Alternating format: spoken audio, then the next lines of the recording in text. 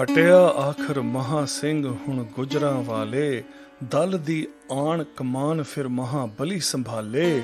ਸੀਤਾ 11 ਸਾਲ ਦਾ ਪਰ ਜਿਗਰਾ ਵੱਡਾ, ਘੇਰਾ ਪਾ ਕੇ ਬਹਿ ਗਿਆ ਕੀਤਾ ਉਸ ਸਿੱਡਾ। ਕੁਮਕ ਪੁਚਾਈ ਭੰਗੀਆਂ ਰਣਜੀਤ ਨੇ ਸੁਣਿਆ, ਜੋਧ ਸਿੰਘ ਤੇ ਕਰਮ ਸਿੰਘ ਨੇੜੇ ਪੁੱਜੇ ਆ। ਅੱਗੋਂ ਵਧਿਆ ਲਲਕ ਕੇ ਮਹਾ ਸਿੰਘ ਦਾ ਜਾਇਆ, ਰੋਕ ਕੋਟ ਮਹਾਰਾਜ ਪਾਸ ਹੱਲਾ ਕਰਵਾਇਆ। ਜਮਦੇ ਉਸ ਜਰਨੈਲ ਨੇ ਹੈ ਠੱਲਾ ਪਾਇਆ, ਵਾਹੀ ਤੇਗ ਉਹ ਜ਼ੋਰ ਦੀ ਜਿਸ ਮੂੰਹ ਭੁਆਇਆ। ਕਈ ਤੋਪਾਂ ਜੰਬੂਰ ਕੇ ਉਸ ਦੇ ਹੱਥ ਆਏ, ਗੁਜਰਾਂ ਵਾਲੇ ਪਿਤਾ ਪਾਸ ਸਭ ਕੁਝ ਭਿਜਵਾਏ। ਜਿਉਂਦਾ ਹੈ ਸੀ ਮਹਾ ਸਿੰਘ ਸੁਣ ਕੇ ਖੁਸ਼ ਹੁੰਦਾ, ਦਿਲ ਨੂੰ ਵੱਡ ਖਲੀਰ ਪਈ ਸਾਹ ਸੌਖੇ ਲੈਂਦਾ। ਤੁਰਿਆ ਉਹ ਗੁਰਪੁਰੀ ਵੱਲ ਲਾਹ ਧੁੜਕੂ ਸਾਰਾ, ਵਿੱਚ ਜਵਾਨੀ ਹੋਇਆ ਸਤਿਗੁਰੂ ਨੂੰ ਪਿਆਰਾ। ਪਿਤਾ ਸਿਧਾਰੇ ਗੁਰਪੁਰੀ ਰਣਜੀਤ ਨੇ ਸੁਣਿਆ, ਸਿਰ ਤੇ ਭਾਰੇ ਪੈ ਗਏ ਗੱਲ ਤਾਈਂ ਪੁਣਿਆ। ਗੁਜਰਾਂ ਵਾਲੇ ਪਹੁੰਚਿਆ ਗਮ ਫਿਕਰੀ ਡੁੱਬਾ, ਘਬਰਾਇਆ ਪਰ ਨਾ ਰੱਤੀ ਵੀਰਤਵ ਸੁੱਧਾ। ਘਰ ਵਿੱਚ ਹੋਇਆ ਸੋਗ ਬਹੁ ਮਹਾ ਸਿੰਘ ਦੇ ਮਰਨੇ, ਜ਼ਿੰਮੇਦਾਰੀ ਆ ਗਈ ਰਣਜੀਤ ਦੇ ਪਰਨੇ। ਝੁੱਲੀ ਹਨੇਰੀ ਸਿਰ ਉੱਤੇ ਪਰ ਪੈਰ ਸੰਭਾਲੇ, ਕਰਕੇ ਵੱਡਾ ਹੌਸਲਾ ਵੱਡ ਵੀਰ ਵਖਾਲੇ। ਚਾਰ ਚੁਫੇਰੇ ਉਸ ਦੇ ਕਈ ਬੈਠੇ ਵੈਰੀ, ਸ਼ੁਕਰ ਚੱਕੀਆਂ ਵੱਲ ਹੈ ਅੱਖ ਸਭ ਦੀ carry. Back to Gujranwala, Maha Singh had to return. Leaderless the forces, it was the hero's turn. All of 11 was the lad, but he was brave and bold. Ring the enemy forces, ready the line to hold. Coming are more Bhangis, this the lad was told. Jodh Singh and Karam Singh with warriors untold. Boldly then he did advance, Maha Singh's brave son. Kot Maharaj his camp, the battle was begun. Freshly minted general, the enemy he did ring. Adversaries all around, mightily his sword did swing. Jamburaks and cannon by the lad were seized. Sent to Gujranwala, his father was much pleased. Maha Singh was still alive, at ease was now his mind. Bursting with pride was his heart, the path his son would find. The time for him to leave was nigh, his worries left behind. Taken in the prime of life, to the Lord's embrace most kind. Tidings of his father's death, when the lad received, to the ground his head inclined, as he wept and grieved. Returned to Gujranwala, in grief was bowed his head. Nervous not a whit was he, his valor trumped his dread. Days were spent in mourning, the great Maha Singh was dead. The burden of his fiefdom now rested on his head. Buffeted by mighty winds, steady the lad did remain. Steadfastly he had resolved to valor and glory attain. All around were mighty foes, wished him they all ill. Turn to the Shukar Chakyas, baleful eyes they will.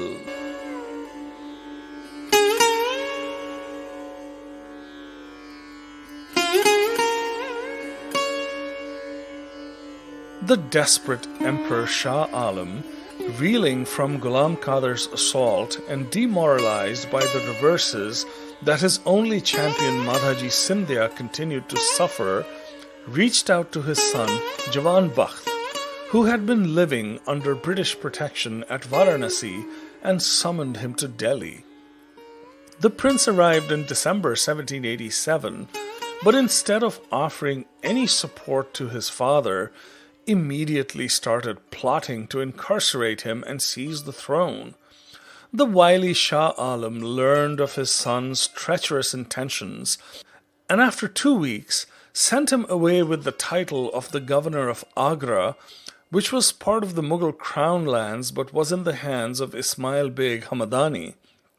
The prince arrived in Agra, and finding the rebellious commander completely unwilling to accept his overlordship, decided to seek out Ghulam Qadir, who was busy asserting his control on the crown lands of the Ganga-Yamuna Doab and seizing whatever territories of the Marathas that he could. True to his nature, Ghulam Qadir tried to kidnap the prince, who managed to escape to the safety of British territory in February 1788.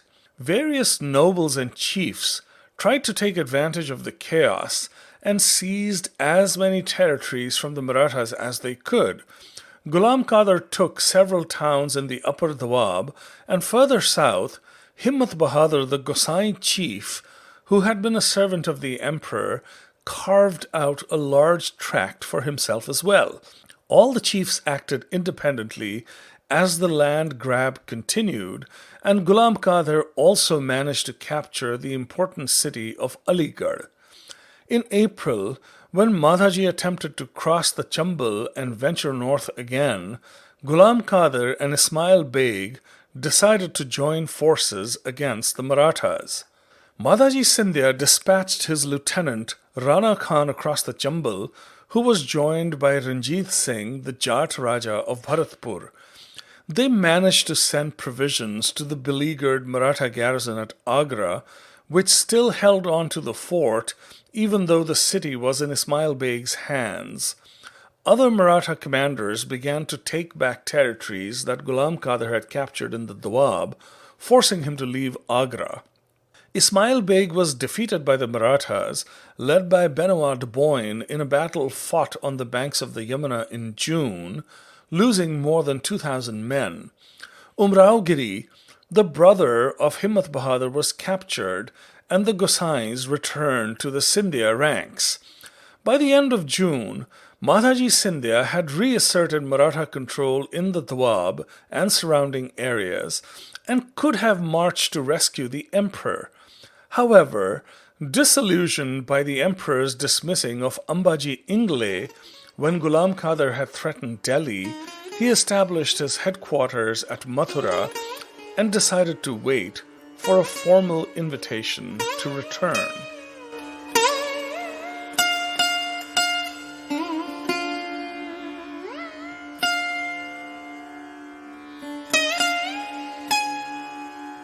Maha Singh Shukarchakia was at the height of his power, a fearless leader famed for both his valor and his sagacity.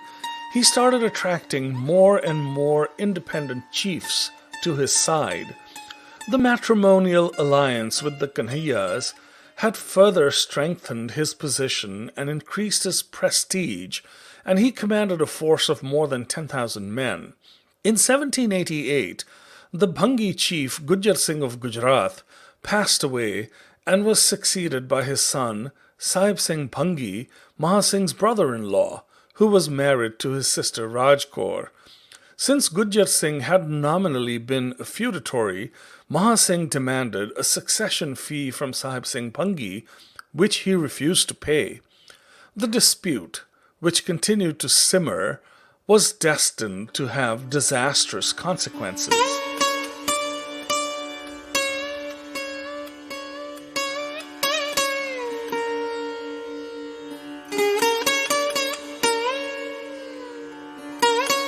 On July 1st, 1788, Ghulam Qadir appeared at Shahadra on the outskirts of Delhi after laying waste to Pratapgarh and Ghaziabad.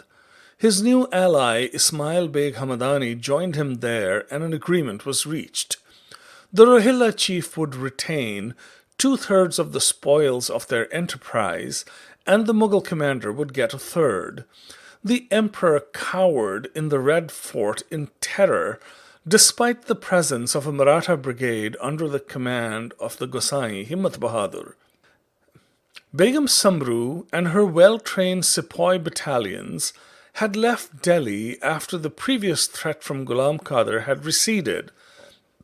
On his leaving on his campaign in the Doab, and she was at her newly awarded estate at Tappal, savoring her time with George Thomas, who was still her lover. When the emperor got word of the Maratha victory at Agra, he had sent robes of honor to Madhaji with an invitation to Delhi, and his initial reaction was to oppose Ghulam Qadir to the best of his ability. But Himmat Bahadur quietly slipped out of the fort with his ash-smeared warrior monks and retreated to Faridabad, and the forces of Ghulam Qadir and Ismail Beg entered the city unopposed. The fort, which was still garrisoned by the famous Lal Paltan or Red Guards that had been raised by the late Najaf Khan, could have held out until Maratha reinforcements arrived. However, the treacherous eunuch Manzoor Ali Khan prevailed upon the emperor to grant an audience to Ghulam Qadir. That was the beginning of an orgy of violence that lasted for a full 9 weeks.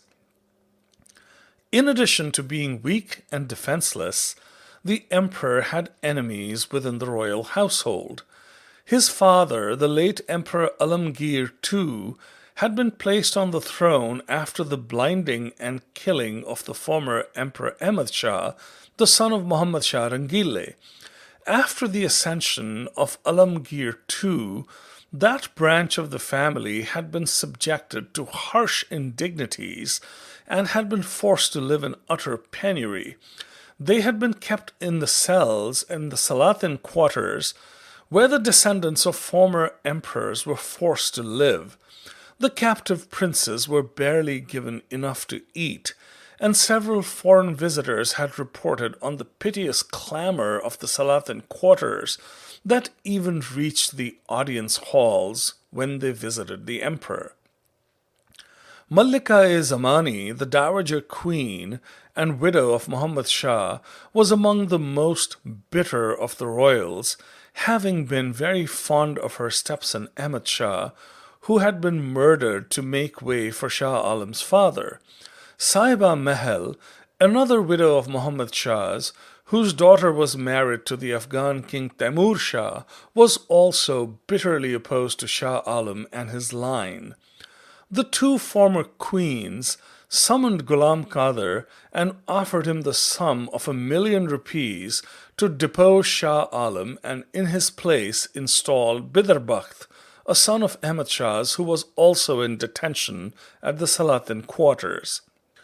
Ghulam Qadir himself harbored great personal enmity towards the emperor. After his father's defeat at the hands of the Marathas and the emperors, he had been brought to Delhi and had been raised in the royal household. It was rumored that as a handsome young lad he had been castrated for the interest he had shown in the women of the royal harem.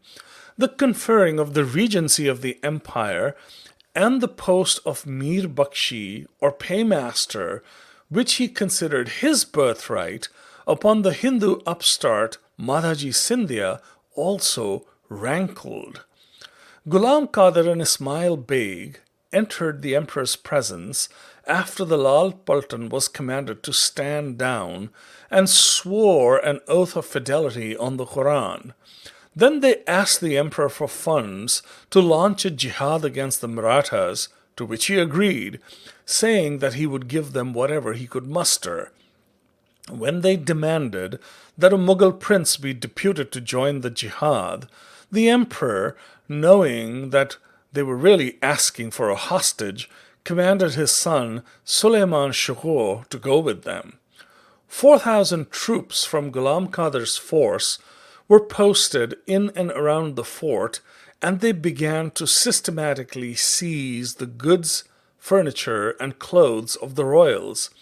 When Prince Akbar tried to convince the remaining loyalists to resist, saying that it was better to die than to be subjected to these indignities, the emperor took his sword away and dramatically held it to his own throat, urging his household to submit to fate. The emperor collected 2,000,000 rupees and made them over to Ghulam Qadir, imploring him to use the money only for the jihad, and told him that he had gone into seclusion as per his demands. Ghulam Qadir declared that one who was so willing to go into seclusion had lost the right to rule and summoned Bidarbakht. He and his men then dispossessed the emperor and the princes of their swords and ordered that the emperor and his 19 sons be confined in the Deuri Salatin. Drums were beaten, and Bidarbakht was proclaimed the next Mughal emperor with the title Nasiruddin Muhammad Jahan Shah. Convinced that the emperor was hoarding great wealth, Ghulam Qadir started harassing Shah Alam, making him weep in anguish by having the princes Akbar and Suleiman Shikoh whipped in front of him. When Bidarbakht suggested that the royal maidservants might know of the treasure hoard, Ghulam Qadir had boiling hot oil poured on their hands and learned of 2 ice vaults from which some treasure was recovered. As this was happening, Shah Alam and his sons were forced to endure the heat of the midday sun as their pleas for water went unheeded. The emperor's suffering was only to get worse, for on August 10th, Ghulam Qadir had needles driven through his eyes. The next day he summoned the court painter and asked him to paint him kneeling over the emperor, carving out his eyeball with a dagger. The emperor, who was in agony, was left unattended for 3 days and denied food and water. Several of his servants who tried to attend to him were killed. Malika-e-Zamani's triumph at the enthroning of her grandson was short-lived. When she demanded that she be installed in the royal chambers, as Ghulam Qadir had extracted tremendous wealth from the royal household, he responded that everything he had taken was merely his legacy and compensation for what his family had been deprived of. He demanded the 1 million that the Dowager Queen had promised from her personal wealth. When she was unable to pay, her mansion was ransacked, and she was brought with Sahiba Mahal to the fort, unveiled and exposed to the public eye in order to humiliate her. Finally, it was the turn of the architect of Shah Alam's doom, Manzoor Ali Khan. Furious at his inability to produce more wealth that Ghulam Qadir was sure lay hidden in the palace, he was brutally beaten and a large fine was levied on him. When he was unable to pay, his house was ransacked and all his personal wealth was seized. Ghulam Qadir, however, was not yet done, and his depredations continued.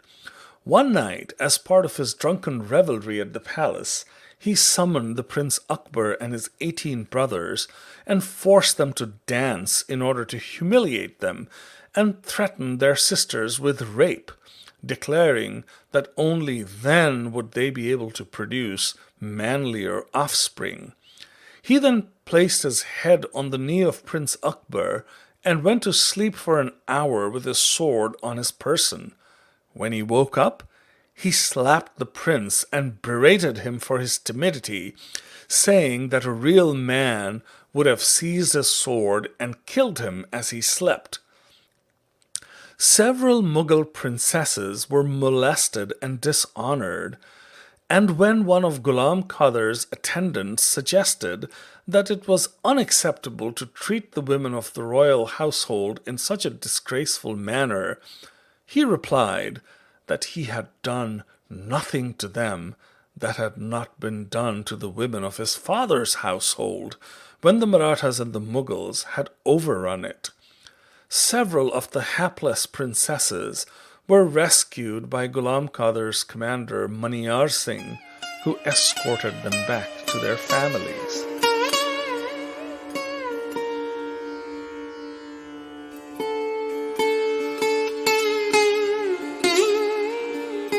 Unaware of the fate of his brother-in-law, the Emperor Shah Alam, Taimur Shah once again turned his attention to the Punjab. In September, he sent his general Madad Khan Ishaq-Zai with 15,000 cavalry, 50,000 infantry, and 1,700 camels to start a campaign to assert Afghan authority over the Sikhs. Madad Khan's path was blocked at Attock by the forces of Sahib Singh Bhangi and Maha Singh Shukarchakia. Unable to cross the Indus, Madad Khan started marching north on the west bank, the Sikh detachments mirroring his movements on the east bank. Unwilling to engage the Sikhs, Madad Khan returned to Kabul. Taimur Shah had been getting frantic letters from several Rajput kings, including Raja Bijay Singh of Jodhpur, imploring him to come to their aid to defeat Madhaji Scindia. He also got news of the terrible atrocities of Ghulam Qadir in Delhi and felt honor-bound to march to relieve Shah Alam. There were other reasons for him to turn his eye eastwards as well. The Nawab of Bahawalpur, his vassal, had not been paying tribute for several years and needed to be brought to book. Taimur Shah traveled to Peshawar and started assembling a force of 120,000 men, sending word to Nawab Muzaffar Khan of Multan to make arrangements for provisioning his army when he marched. Ismail Beg was completely aghast at Ghulam Qadir's inhumane treatment of the royal household, and a rift opened between the two allies when Ghulam Qadir refused to honor their agreement and surrender a third of the spoils of Delhi to him. After bitter words were exchanged, Ghulam Qadir sent Ismail Beg the paltry sum of 40,000 rupees from the treasure looted from Manzoor Ali Khan's home. Unable to pay his soldiers, Ismail Beg started to face large-scale desertions. At the end of September, as the Maratha general Rana Khan started to march upon Delhi, Ismail Beg defected to his side, abandoning Ghulam Qadir. Himmat Bahadur and another detachment of Maratha horse had already been encamped at Faridabad, a few miles from the capital. Begum Samru with George Thomas was also making her way to Delhi after learning of what had transpired. The combined forces took control of Delhi by October 2nd, and the Rohilla soldiers took shelter behind the walls of the fort. While maintaining a perfunctory defense, Ghulam Qadir started sending out his looted treasure north to his headquarters at Ghausgarh. His former allies, the Sikh chiefs, were lying in wait, and with the aid of Gujjar tribesmen and Maratha soldiers, were only too happy to attack his men and seize his treasure. Ghulam Qadir, worried about the safety of his territories, was compelled to go to the east bank of the Yamuna to defend them, occasionally returning to the fort to continue the torture and humiliation of the Mughal princes. On October 10, a powder magazine inside the fort blew up, prompting Ghulam Qadir, who saw it as an omen of doom, to flee across the Yamuna with his men. The Marathas entered the fort the next day, and their first order of business was to provide food and medical assistance to the half-dead and blind emperor. Food was sent to all the princes and their families, and barbers were summoned to take care of their grooming after more than 2 months of neglect and worse. Rana Khan paid his respects to the emperor and had the khutbah or the Friday prayer at the Jama Masjid read in his name again. Delhi was back in Maratha hands. Taimur Shah marched out of Peshawar in early November, crossed the Indus, and made for Multan. He was joined by Imadul Mulk, the former vizier of the Mughal Empire, and Raja Bijay Singh of Jodhpur. By January, he had subdued Bahawalpur and started making plans to march onwards to Delhi. Raja Bijay Singh offered Taimur Shah the sum of 2 million rupees for freeing him from the Maratha yoke, but the Afghan king demanded twice the amount. And there was another pressing issue, for passage through the Punjab was impossible because Maha Singh Shukarchakia and the other Sikh chiefs were already starting to make their presence felt with the clear intention of taking on the Afghans. The only path lay through the desert, which Taimur Shah felt would take a heavy toll on his army. Bijay Singh promised to send 3,000 camel loads of water bags for the desert crossing. As panic started to spread in Delhi again, Madhaji Scindia swung into action, sending an envoy to meet Taimur Shah, apprising him of the recent events in the capital. He also sent a stern message to Bijay Singh, promising him that any respite that Taimur Shah provided would be temporary, and that as soon as he returned to Kabul, he would face the wrath of the Marathas. Taimur Shah turned upon Bijay Singh, castigating him for not going to his sovereign's aid in his time of need. Madhaji Scindia was the only one who cared about the prestige of the Mughals to stand up to Ghulam Qadir, he said. He has restored the fortunes and glory of the noble Timurid line, and for this he has to be respected. I will not take up arms against him. After collecting tribute in Sindh, Taimur Shah returned to Kabul under the watchful eyes of the Sikhs, who had engaged the Afghans close to Gujranwala.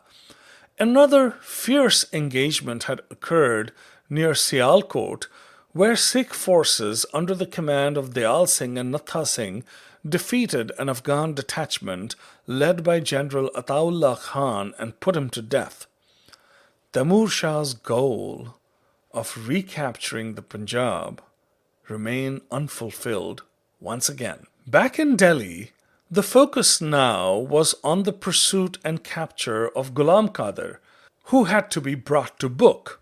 The first force that was sent in pursuit was routed by Ghulam Qadir's musketeers, trained by French mercenaries. In November, Rana Khan, accompanied by the commander Apakhande Rao, marched out of Delhi with 20,000 soldiers, accompanied by Begum Samru's battalions, as well as 8,000 men from the army of the Jat king Ranjit Singh.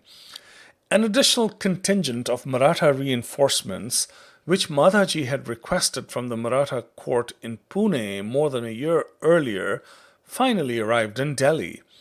Madhaji Scindia asked the young general Ali Bahadur, who headed the contingent, to join the pursuit, conferring overall command upon him. Begum Samru elected to stay in Delhi to mend fences with the emperor, fearful about her future. She had been his favorite, but she had not brought her well-trained brigades to Delhi quickly enough to save him from the unimaginable pain that he had suffered. She wondered if she was going to be blamed for her inability to protect him. Shah Alam, old, feeble, and blind, was already talking about abdicating in favor of his son Akbar, the prospect of which terrified Begum Samru, for who was to say that the new emperor would confirm her estates or not?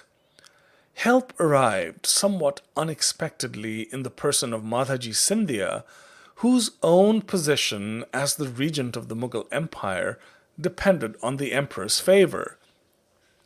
Madhaji arranged a grand darbar in Delhi in which the emperor was formally reinstated and an annual allowance of 900,000 rupees was fixed for his maintenance, after which Madhaji returned to Mathura.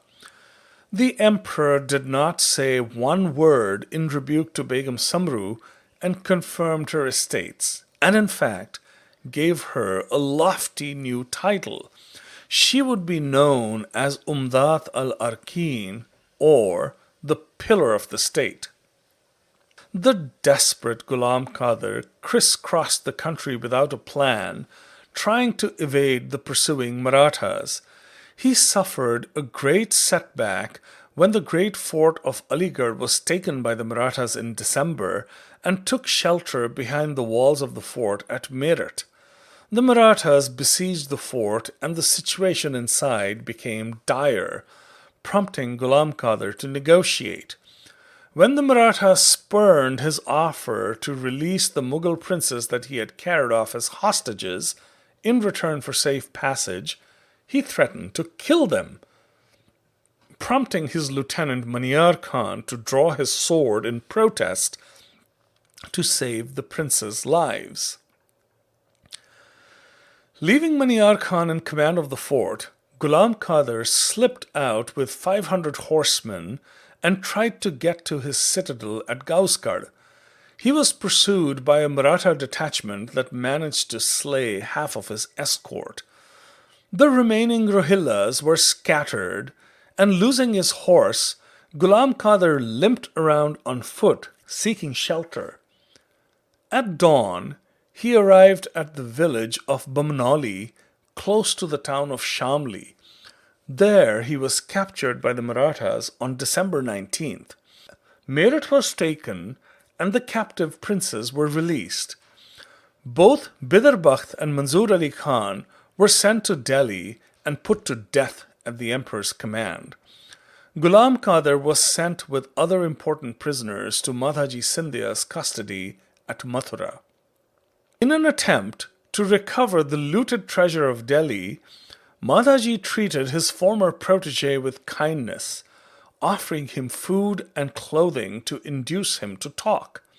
The emperor, in the meantime, was losing patience. He wrote a letter to Madhaji threatening to abdicate and go to Mecca if Ghulam Qadir's eyes were not gouged out and sent to him immediately. On March 4, 1789, the physician Hakim Amal was sent to Ghulam Qadir's cell to extract his eyeballs, cut off his nose and ears, and send them to the emperor in a small chest. Ghulam Qadir's hands and feet were amputated, and he was put to death. His corpse was sent to Delhi and hung from a tree. As the blood dripped from his body hanging upside down, a black dog with white rings around its eyes eagerly lapped it up. Bystanders threw rocks at the dog to chase it away, but it kept coming back. 2 days later, both the dog and the corpse were gone. Thus ended the saga of Ghulam Qadir, undoubtedly one of the most macabre chapters in the history of the Mughals. Ghulam Qadir's mother, accompanied by her younger son, Ghulam Muinuddin Khan, also known as Bambu Khan, fearing Maratha retribution, sought shelter with the Sikhs. Her late husband Zabita Khan had long-standing ties with the Sikhs and had even briefly converted to the Sikh faith, taking the name Dharam Singh when he had been at odds with the emperor and the Marathas. She was received graciously by Sardar Jassa Singh Ramgarhia, who, over the protests of several other Sikh chiefs, granted Bambu Khan the revenue of 5 villages amounting to Rs 7,000 a year in the vicinity of Phagwara. Bambu Khan served Jassa Singh faithfully until his death in 1803.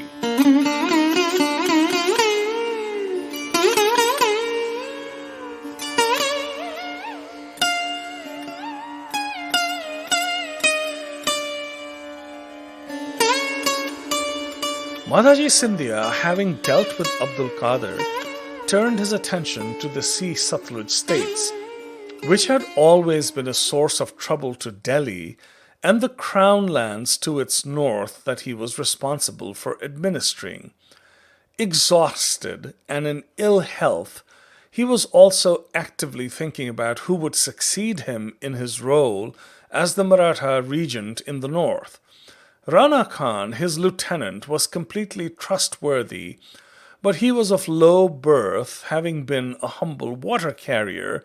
Ali Bahadur, whose star was in the ascendant, seemed to be a perfect candidate.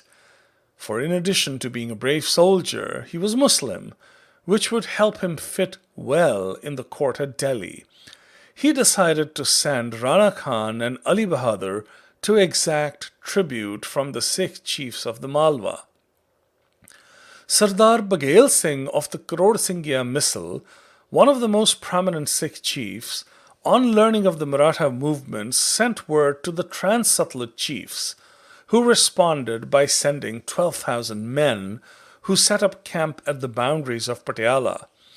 When the Maratha generals arrived in Patiala to demand tribute, Sahib Singh's wily minister Diwan Nanumal offered additional funds if the Marathas would dislodge the Trans-Satluj Sikhs, who he saw as a threat to Patiala. The Marathas, in response, attacked Patiala and were opposed by Sardar Tara Singh Gabba, the powerful chief of the Dallewalia Misl. After a fierce skirmish, the Marathas decided to retreat and then came to an understanding with the Sikh chiefs. They conferred an estate upon Sardar Baghel Singh in return for holding his fellow Sikh chiefs in check, and also confirmed the estates of Sardar Panga Singh of Thanesar, another chief from the Karor Singhia Misl who had stood by the emperor in his time of need. The affairs of the Satluj Sikhs seemed somewhat settled, but events were unfolding in Begum Samru's kingdom Sardhana, which were going to create trouble for them.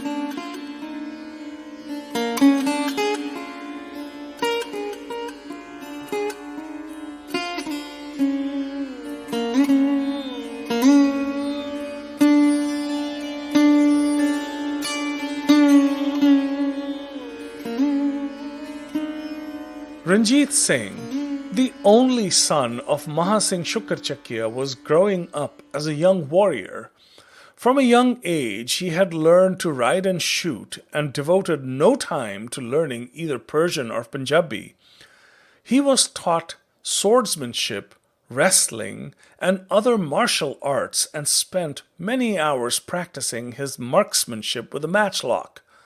By the time he was 10, he had already expended more than 20,000 bullets from the Gujranwala armory on target practice. In 1789, Maha Singh took his young son with him as he laid siege to the fort at Manchar, which was controlled by the Chattas. The siege dragged on and Maha Singh had to retire, conferring command of the Shukarchakia forces upon his young son. Ranjit Singh got separated from the main body of his troops and was set upon by Hashmat Khan Chatta, the uncle of Ghulam Muhammad, the ruler of Manchar. Hashmat Khan was eager to extract revenge from Maha Singh, who had seized Rasulnagar and other Chatta territories by killing his young son. Ranjit Singh managed to avoid Hashmat Khan's blow, and the assailant's sword sliced through his bridle. The lad fell upon his attacker and severed his head with a single blow of his sword. Ghulam Muhammad surrendered in exchange for a promise of safe passage, but he was put to death by the Sikhs. His son Jan Muhammad managed to flee to Kabul and took shelter with the Afghans. It was the young Ranjit Singh's first victory in battle.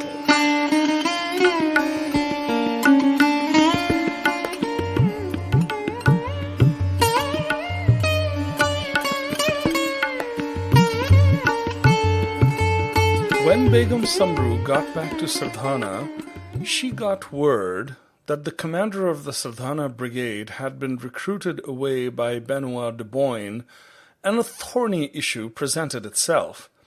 George Thomas was unequivocally the most competent of the battalion commanders and deserved to be promoted, but his European brother officers could not stand him and were intensely jealous of his relationship with the Begum.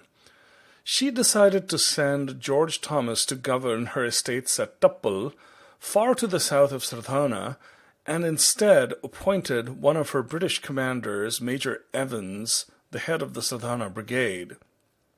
Just as Thomas was leaving for Tappal, without his wife Maria and their 2 children, a French gunner named Pierre-Antoine Levasseur entered the Begum's service. The capture and killing of Ghulam Qadir and the restoration of Shah Alam to the Mughal throne should have been a glorious victory for Madhaji Scindia, but he was a man beset by several difficulties.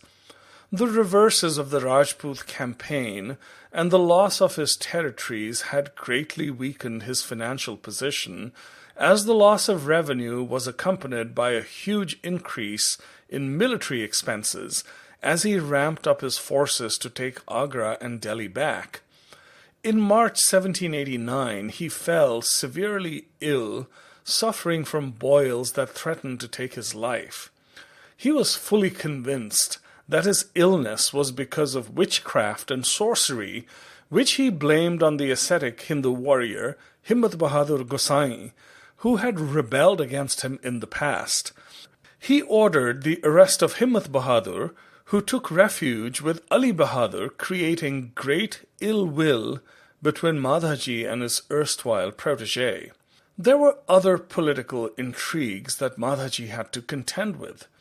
Historically, the two great Maratha houses, the Scindias and the Holkars, had been given joint oversight over the Peshwa's northern territories, with which came the right to half the tribute that was collected on behalf of the Maratha court. In reality, however, the star of the Holkars had been on the decline, even as that of the Scindias had been rising, and they had made no significant contributions to policing and administering the northern territories. In mid-1789, Tukoji Holkar arrived at Mathura and demanded his half, a claim which Madhaji dismissed as absurd. Ali Bahadur, whom Madhaji saw as his successor in the north, was close to Tukoji Holkar, which, coupled with the Himmat Bahadur fiasco, alienated him further from Madhaji. The Rajput Rajas tried to exploit the rift between Scindia and Holkar to assert their independence and refused to pay tribute either to the emperor or his agent Madhaji.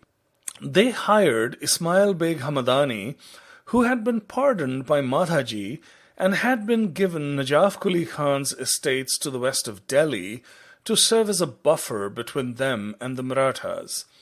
It was clear to Madhaji that he would have to go to war with the Rajput Rajas of Jaipur and Jodhpur again.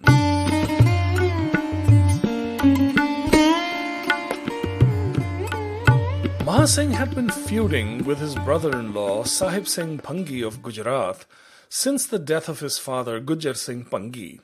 When a dispute had broken out between Sahib Singh and his brother Fateh Singh, Maha Singh had supported the latter, making his brother-in-law furious. His sister Raj Kaur tried to bring about a reconciliation, but failed, and the bitterness continued for 2 years. The greatest irritant to Sahib Singh Bhangi was Maha Singh's demand for a fee of succession, which the Bhangi chief protested was not a valid claim. The ill will erupted into open warfare, and Maha Singh laid siege to Sahib Singh's fort at Sodhra with his young son at his side. The siege dragged on for 3 months, and towards the end, Maha Singh was deserted by his ally Jodh Singh Bhangi of Wazirabad, who decided to retire than to continue to battle his fellow Bhangi chief. Sahib Singh Bhangi, who considered himself to be the injured party, decided to seek divine intervention. With his turban around his neck as a mark of humility, he went barefoot to pay his respects to the Sufi divine Darwish Mastan Shah. In response to his entreaty, the Darwish prayed to Allah to punish the guilty and spare the innocent. Very soon after that, Maha Singh fell ill during battle, fainting while he was on his elephant, prompting his Mahout to bring him back to the Shukarchakia camp.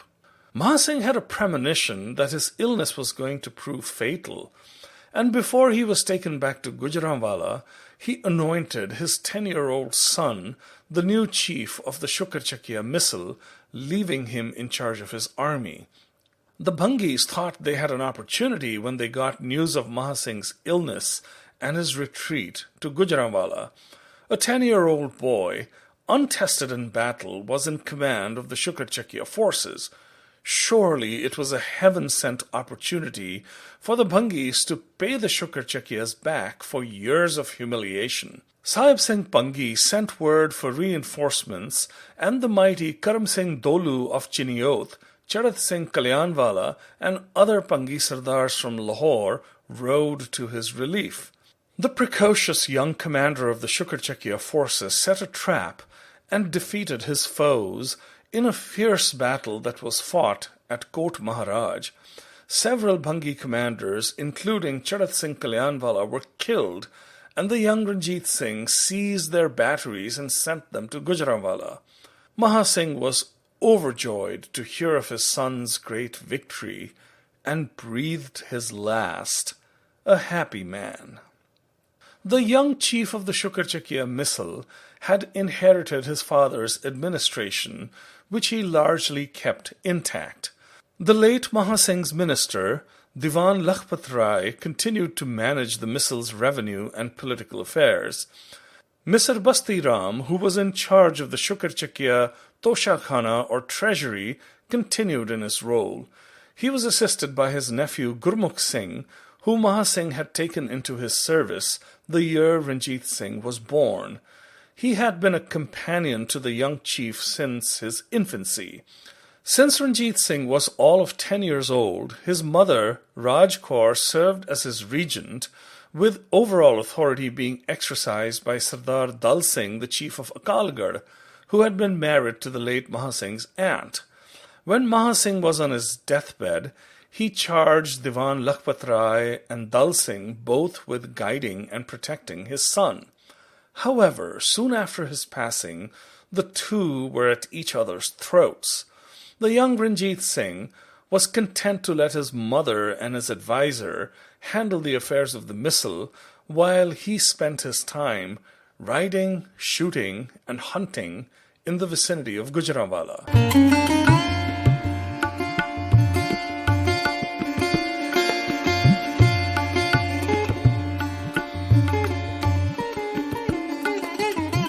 Nana Fadnis, the chief power broker at the Maratha court in Pune, had brokered a temporary peace between Himmat Bahadur and Madhaji Scindia, the monk's future good behavior guaranteed by Ali Bahadur. When Madhaji finally decided to march against the Rajputs, he found Ali Bahadur to be singularly unenthusiastic and was surprised when he sent only a small detachment to join his force. He learned that Ali Bahadur had been intriguing with Pratap Singh of Jaipur, Bijay Singh of Jodhpur, and Ismail Beg Hamadani. Tukoji Holkar also seemed bent on thwarting his plans, but Madhaji decided to continue the Rajputana campaign undaunted. When he asked Nana Fadnis to recall Tukoji and Ali Bahadur, he refused, which only served to weaken the Marathas in the north further. Madhaji's army under Gopal Bhau, including Du Bois' brigade, set out for Jaipur. They first marched to Rewari, where they induced Najaf Quli Khan, whose territories had been usurped by Ismail Beg, to join them with 2,000 of his men. The decisive battle with the Rajputs was fought at Patan on June 10, 1790. The Rajputs were completely defeated, and a terrible slaughter ensued, in no small part because of the brilliance of Du Bois and his well-disciplined sepoys. Raja Pratap Singh of Jaipur submitted to Madhaji and agreed to pay an annual tribute of 1.5 million rupees, which he did faithfully until his death. The Marathas then went on to capture Ajmer, bypassing the city of Jaipur. Ismail Beg, who had sought shelter at Jaipur after his defeat at Patan, joined hands with Bijay Singh of Jodhpur. The next engagement was against the Rathors of Jodhpur at Murta on September 10, in which the Marathas prevailed again. Madhaji Scindia had triumphed, but Tukoji Holkar was waiting in the wings for the next opportunity to undermine his rival, continuing his intrigues with Madhaji's enemies. Meanwhile, Taimur Shah had not quite given up his dreams of recapturing the Punjab. Also aware of the weakness of Shah Alam and his dynasty, he nurtured an ambition to place his oldest son Humayun on the throne of Delhi. He had already sent ambassadors to Shah Alam's court in 1774 and then again in 1778. One of his primary objectives had been to enlist the emperor's support in attacking the Sikhs from the rear while he marched upon the Punjab. The emperor, who had a healthy respect for the fighting abilities of the Sikhs, had been lukewarm to the idea. In December 1790, another Afghan ambassador arrived in Delhi. Saadullah Khan had been sent primarily to inquire into the well-being of the emperor after his extreme suffering at the hands of Ghulam Qadir. After meeting the emperor, Saadullah Khan went on to pay his respects to Madhaji and convey Taimur Shah's appreciation of the rescue of Shah Alam. Madhaji sent back expensive gifts for Taimur Shah and honored his ambassador. Madhaji reached an understanding with Taimur Shah, ceding the territory between Lahore and Attock to him in exchange for his recognizing the Satluj as the northern boundary of the Marathas. The Trans-Satluj region up to Lahore would be left alone by both of them for the Sikhs. As the Afghans and Marathas were dreaming of establishing long-lasting power in the Punjab, a young chief who was destined to challenge them both was coming of age.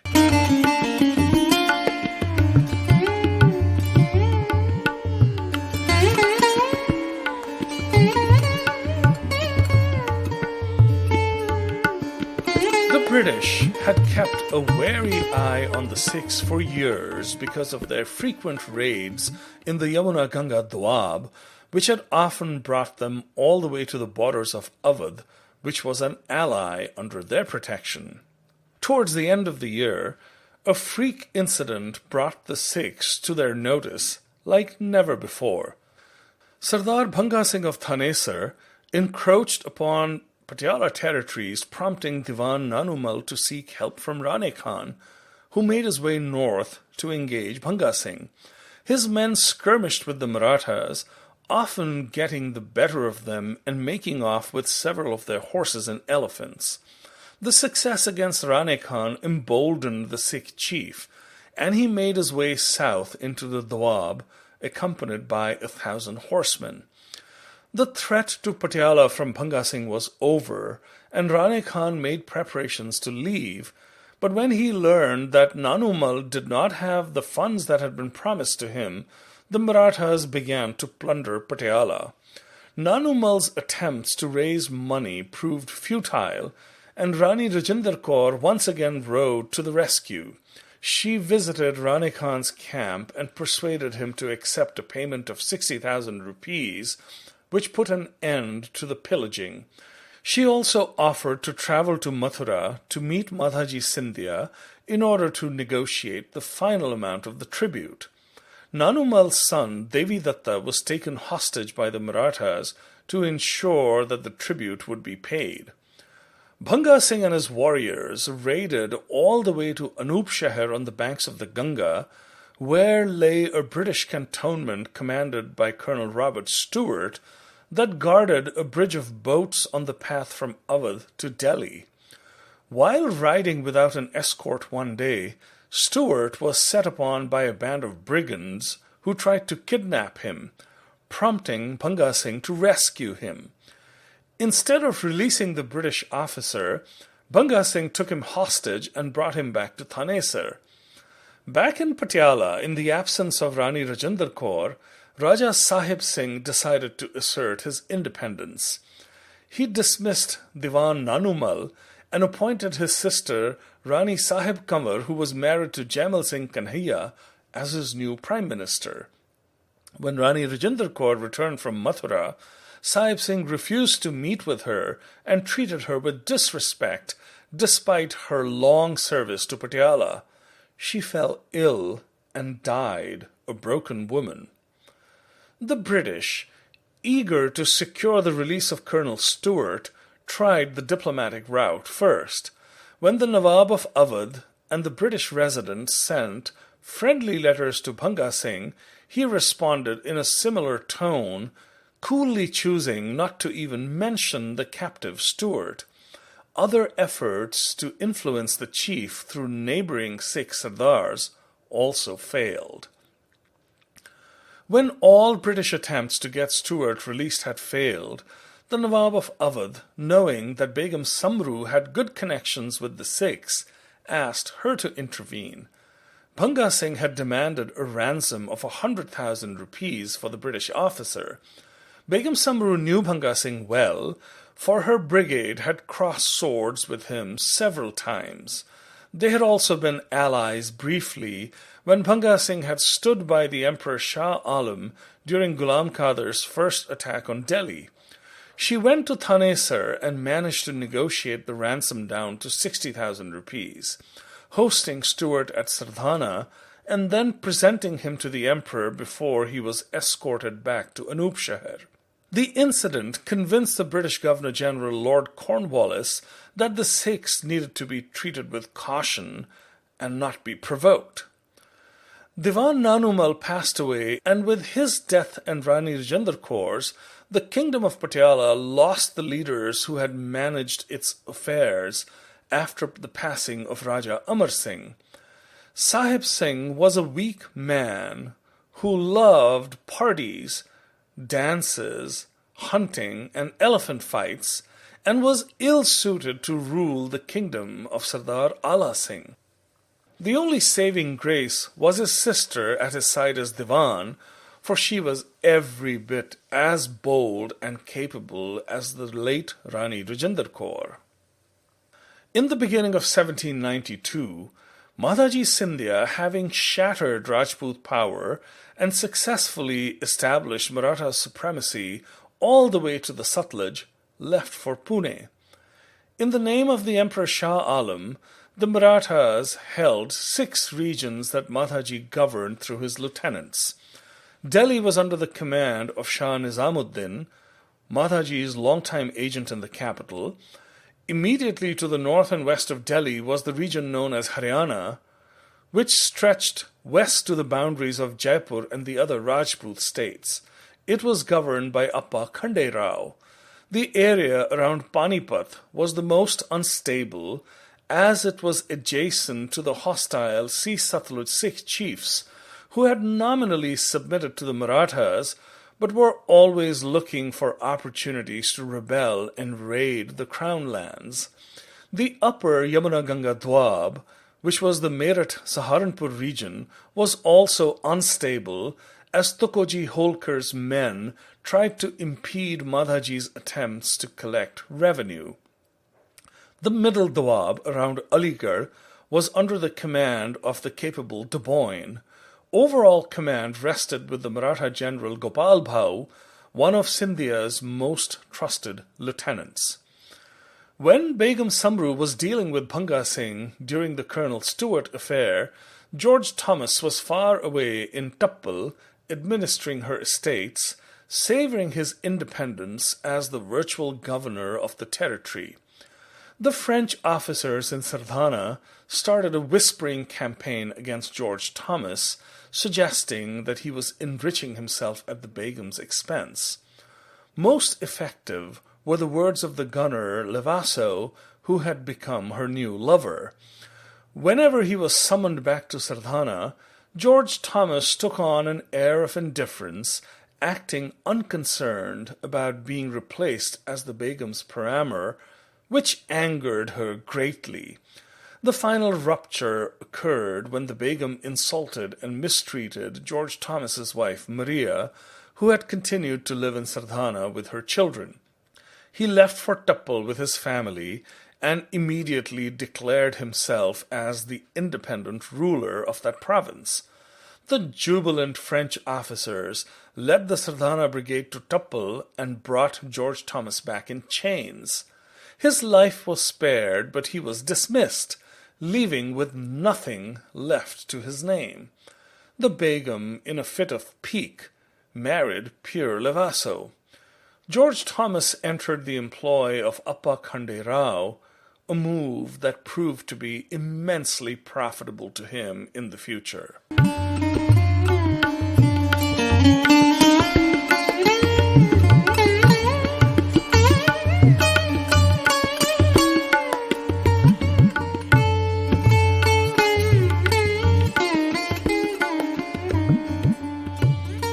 Around the end of 1792, Taimur Shah was at his winter capital Peshawar, toying with the idea of yet another invasion of the Punjab. His kingdom was largely at peace, and of his 24 sons, 4 were well-established provincial governors: Humayun at Kandahar, Mahmud at Herat, Zaman at Kabul, and Abbas at Peshawar.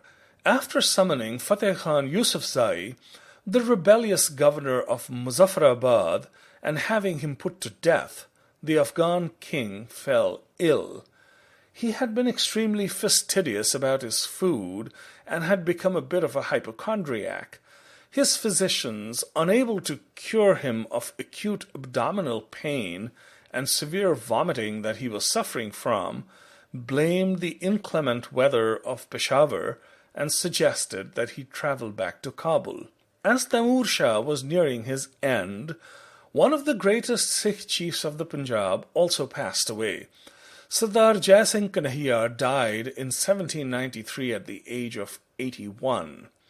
His oldest and most capable son, Gurbaksh Singh, was long gone, and his younger sons, Nidhan Singh of Hajipur and Bhag Singh of Sohiya, were not capable leaders. His territories were divided into 2 parts, one of which went to his surviving sons. The other half went to Sadakor, who now became the acknowledged leader of the famed Kanhaiya missile. Still thirsting for revenge against the Ramgarhia, she reached out to the young Ranjit Singh and Sardar Bhag Singh Ahluwalia for help. However, Sadakor's efforts were frustrated, and the Kanhaiya estates in Batala remained in Jassa Singh Ramgarhia's hands. Prince Zaman, on hearing of his father's illness, started advancing towards Peshawar just as his father left for Kabul. They met at Charbagh, roughly midway between the 2 cities. The prince kissed his father's hand, who blessed him by kissing his forehead. The king gave his son 2 of his own beautifully outfitted horses to replace the ones that he had lost during the hard ride from Kabul, and they set out for the capital together. As the royal column camped for the night on the road to Kabul, the king had a dream in which someone removed the crown on his head and placed it on the head of one of his sons. "The bird of my soul will soon fly from the cage that is my body," he told his tearful son. On May 18, 1793, Taimur Shah, son of the great Ahmad Shah Durrani, who never quite measured up to his illustrious father's legacy, passed away. The Afghan amirs or nobles at court, most notable among whom was Sardar Pandey Khan of the Baraksai tribe, swung into action. They concealed the death of the king until all the important tribal leaders and generals had been summoned, and then made the announcement. The jockeying for power among the princes started immediately. Abbas Mirza, known for his Herculean strength, was the most aggressive of the princes and the popular favorite, and he managed to rally the support of several of his brothers. Humayun, the oldest, supported by his brother Mahmud, was also a strong contender, as the brothers were powerful and controlled the important provinces of Kandahar and Herat. Zaman Mirza had the support of the royal harem, and most importantly, that of Sardar Pandey Khan. On May 20th, 1793, Shah Zaman was proclaimed the new king of Afghanistan.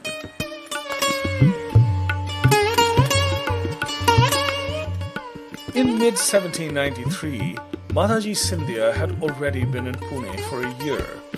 He had returned after an absence of 12 years and found the Maratha court to be an unfamiliar place, presided over by a new Peshwa, the young Madhaji Rao II, who he had only seen once as a child of 5. A lot of the Maratha courtiers saw Madhaji as a threat, whispering about his great wealth, his powerful European brigade under de Boyne, and his ambition, which had virtually made him an independent king. The young Peshwa had welcomed Madhaji, and he in turn had placed his head on his feet and formally presented him with the titles and robes of honor that Shah Alam had bequeathed upon him. Madhaji and Nana Fadnis, the most important minister at court, had attempted to reconcile, but Madhaji's deepening relationship with the young Peshwa had aroused the minister's jealousy. The young Peshwa, very aware of the tension between his two most important nobles, tried to bring about a rapprochement. The continuing discord between Madhaji and Tukoji Holkar had continued to be a great concern, and the bad blood between Ali Bahadur and Madhaji, which had been exacerbated by the Himmat Bahadur affair, had continued to be a festering sore. Tukoji, with his belligerent sons Malhar Rao and Yashwant Rao, intensely jealous of Madhaji's success and his ascendancy, had been plotting his downfall. They had even tried to imitate him by hiring de Dranek, a French chevalier, to raise 4 battalions in the manner of Benoit de Boyne. After some skirmishes between the Holkars and Gopal Rao Bhau, Madhaji's supreme commander in the north, Tukoji's son finally decided that it was time for the Holkars to crush Scindia, and with the blessings of Ahilyabai, the Holkar queen, Malhar Rao prepared for battle. Madhaji in Pune had made every effort to preempt the civil war through diplomacy, but after all of his attempts had been frustrated by the combination of Holkar arrogance and Maratha court politics, gave Gopal Rao Bhau the go-ahead to engage. Gopal Rao and de Boyne put together a mobile force and engaged the Holkars at Lakheri on June 1, 1793, supported by Begum Samru Sardhana brigade. The Holkar army consisted of 20,000 horse, 2,000 infantry, and 38 guns. The Scindia force had 20,000 cavalry, 6,000 infantry, and 80 light guns. The Holkar forces were shattered, and all the European officers, with the exception of de Dranek, were killed. Malhar Rao Holkar was captured and his camp was plundered. An incensed Tukoji Holkar, on his way back to Indore, plundered Madhaji's capital, Ujjain.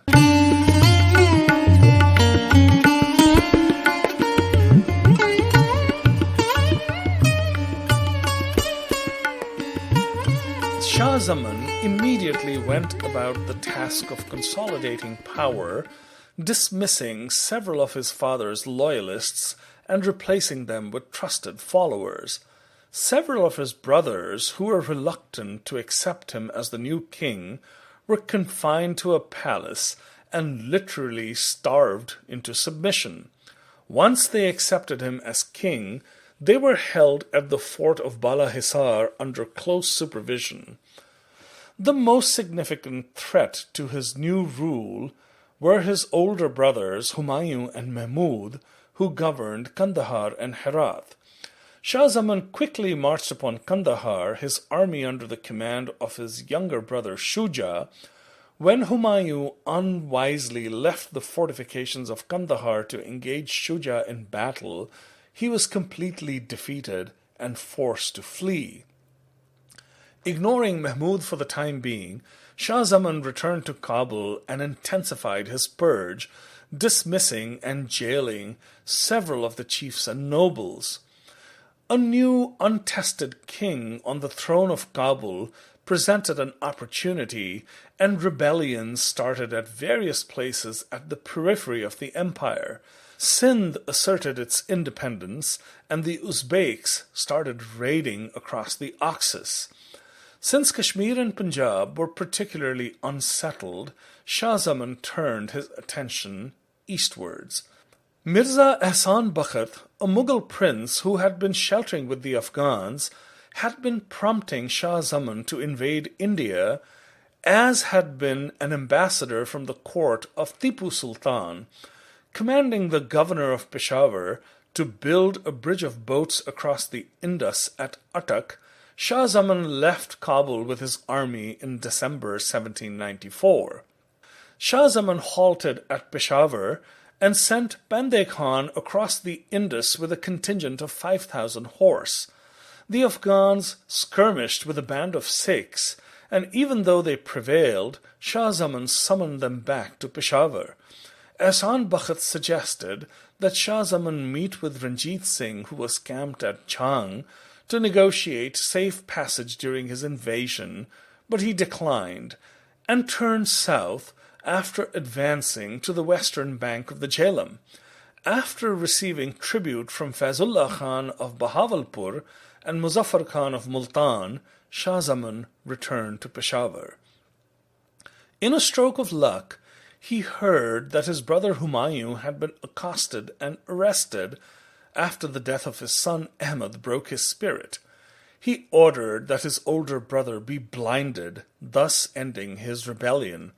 Muhammad Khan Sadozai, the chief who had apprehended Humayun, was awarded the governorship of Dera Ismail Khan. The young King of Afghanistan was starting to come into his own, but Punjab, which his father had tried to capture throughout his reign, still remained elusive. In Pune, the young Peshwa under Madhaji's guidance was also coming of age, and he tried to end the conflicts that plagued his court, commanding Madhaji and Nana Fadnis to reconcile. Madhaji continued to make efforts to reorganize the affairs of the Maratha court, but was constantly dragged down by court intrigues and was unable to make any headway. He died in early 1794, frustrated by his inability to unite the feuding chiefs of the Peshwa's court. Madhaji Scindia had no sons of his own and was succeeded by Daulat Rao Scindia, the grandson of his brother Tukoji Rao Scindia, who had died at the Battle of Panipat. The succession of Daulat Rao Scindia was confirmed by the Peshwa, and he was also confirmed as the regent of the Mughal Empire by the Emperor Shah Alam on May 10, 1794. Benoit de Boyne, who had been the architect of so many of Madhaji's military successes, was ready to retire, but the Peshwa persuaded him to stay on to support Daulat Rao. Madhaji's death plunged the territories he had administered into turmoil. The Sea-Satluj Sikhs were emboldened to start raiding again, and the Rajputs once again started to dream of casting off the Maratha yoke. Bitter struggles that continued between the Maratha chiefs paved the way for the success of George Thomas, whose fortunes had been on a decline after his dismissal from Begum Samru's service. His new master, Appa Khande Rao, who had earlier been dismissed from Madhaji's service, had granted him the district of Jhajjar as a Jagir, in return for which he was asked to furnish a force of 1,000 infantry and 100 cavalry. Securing his master's gratitude for saving him when his troops mutinied at Karnal, and inspiring devotion among his soldiers, George Thomas started accumulating both wealth and prestige, building a fort at Jhajjar that he named Georgegarh. His soldiers renamed it Jahazgarh, and that was how his headquarters would be known. Soon he had doubled the size of his cavalry and his infantry, and had also acquired 16 guns, some that he cast personally. Kasur, an ancient city about 30 miles south of Lahore, had been settled by the Hasanzai Afghans from the time of the Mughal Emperor Akbar. The most prominent leaders of the Afghans of Kasur, the brothers Nizamuddin Khan and Kutubuddin Khan, had been defeated in battle by Gulab Singh Bhangi, the grandson of Sardar Ganda Singh, the last great leader of the Bhangi Misl, and had become his vassals. In 1794, the brothers rebelled and managed to oust the Bhangis from Kasur, thus becoming independent chiefs. Even though Gulab Singh Bhangi, who operated from Amritsar, made several attempts to win back Kasur, the Afghans resisted and managed to hold on to power, even though they were surrounded by hostile Sikh foes on all sides. As Shah Zaman was consolidating power in Kabul, Daulat Rao Scindia was establishing himself in the Mughal territories, Nizamuddin was strengthening Kasur, and George Thomas was carving out a new power base for himself. The young Ranjit Singh of the Shukarchakia Misl was also coming into his own. He presided over a domain that yielded 3 million rupees a year and stretched over 12 districts, including Chiniot, Ahmedabad, Gujranwala, Rasulnagar, and Rohtas. The king of Jammu was his vassal and paid him annual tribute. His territories were protected by 18 large forts, most prominent among them Alipur Chatta, Gujranwala, Rohtas, Rasulnagar, and Wazirabad. He had a standing army of 1,200 cavalry and 2,000 infantry and could draw upon an additional 3,000 horsemen from his feudatories. His commander-in-chief was his great-uncle Dal Singh. Ghaus Khan was in charge of his infantry. As the British, firmly entrenched in the east, with their influence stretching to the frontiers of Awadh, kept a careful eye on the fluid situation in the north in a time of great change, it was becoming apparent that the new powers that were rising were headed towards an inevitable clash.